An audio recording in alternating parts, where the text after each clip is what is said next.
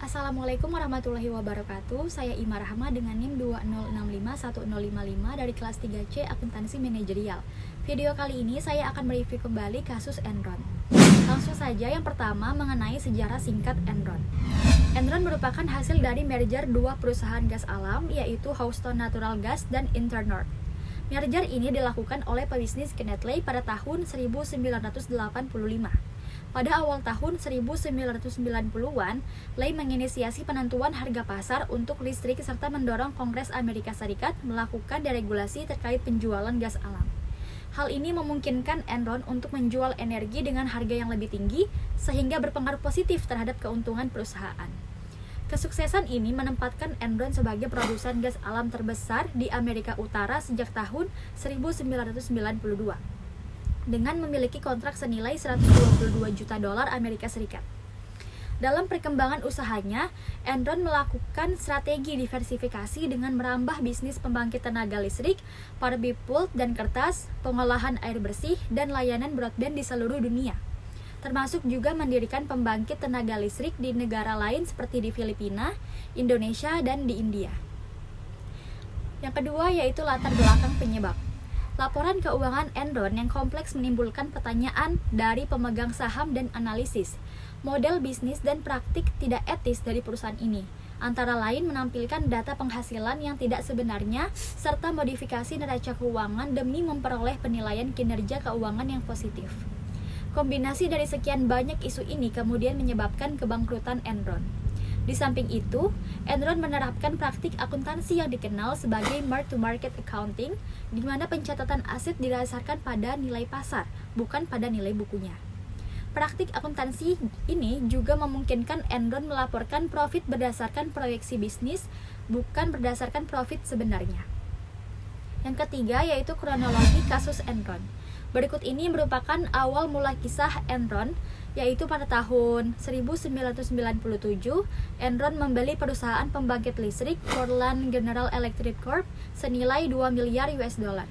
Sebelum tahun 1997 berakhir, manajemen mengubah perusahaan tersebut menjadi Enron Capital and Trade Research, yang menjadi perusahaan Amerika terbesar yang memperjualbelikan gas alam serta listrik.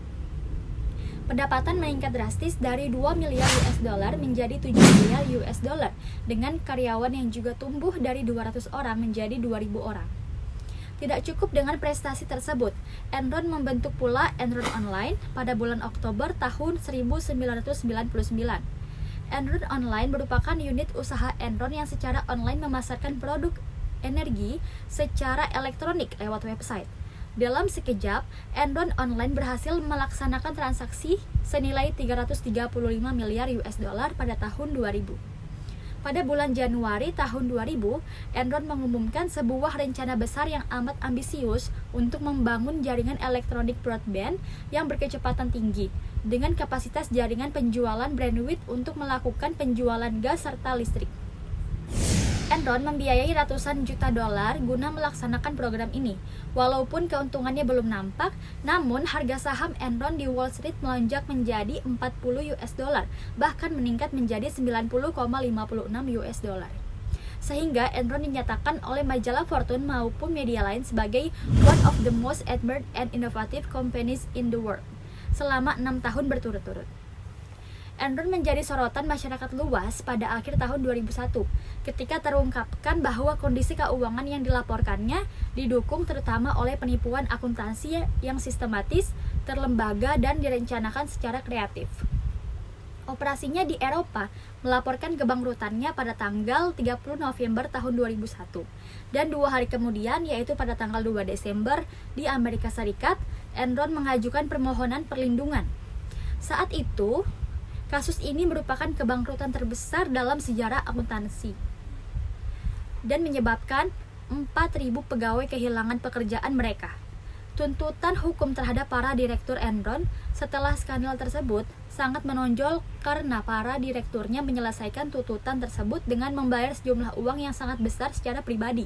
Selain itu, skandal tersebut menyebabkan dibubarkannya perusahaan akuntansi Arthur Andersen, yang akibatnya dirasakan di kalangan dunia bisnis yang lebih luas. Berdasarkan kronologi yang terdapat dalam kasus Enron, dapat disimpulkan bahwa segala kecurangan yang terjadi di dalam suatu bisnis adalah sesuatu yang sulit untuk ditutupi. Meskipun dalam beberapa hal tampaknya dapat diatasi oleh manajemen Enron, namun pada akhirnya kasus tersebut terungkap oleh publik. Bahkan segala sesuatu yang ditutupi tersebut pada akhirnya menjadi kasus yang terus menggelinding hingga bangkrutnya institusi bisnis tersebut. Sekian materi review dari saya, terima kasih. Wassalamualaikum warahmatullahi wabarakatuh.